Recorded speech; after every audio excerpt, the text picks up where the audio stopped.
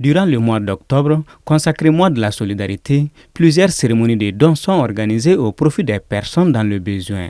Toutefois, cette visée n'est pas toujours respectée dans certains cas où les plus nécessités ne sont pas les bénéficiaires potentiels des dons. Je pense très sincèrement que ça ne couvre pas la notion même de solidarité en tant que telle.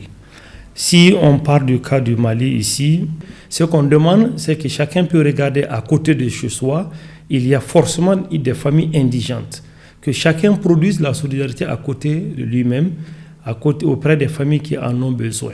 Donc c'est ça le sens premier de la solidarité. Maintenant, ce que nous voyons qui est célébré pendant le mois d'octobre, à travers des associations, des ONG, c'est purement une activité qui s'inscrit dans le rapport annuel de ces structures-là, et donc qui n'a rien à voir avec une solidarité proprement compassionnelle et africaine que nous avions ici. La plupart des temps, ceux qui sont au bord du goudron ne sont pas forcément les plus nécessiteux.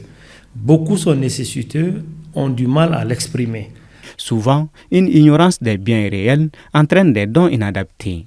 Ce qui est mieux, c'est qu'il faut d'abord investir dans la formation des ressources humaines. C'est-à-dire que les gens qui sont indigents, pourquoi ne pas prendre en charge la scolarité de leurs enfants, par exemple? Parrainer des enfants, payer la scolarité jusqu'à un certain niveau. Donc c'est une forme de solidarité également. Mais vous donnez de l'huile, des macaronis, du sucre, le monsieur est obligé d'aller vendre pour payer la scolarité de son enfant. Donc ce que je veux dire, il faudrait diversifier l'action de solidarité en intégrant d'autres dimensions des services et des biens. L'aide alimentaire est sûrement la forme de solidarité la plus accentuée, mais elle est encore loin de suffire.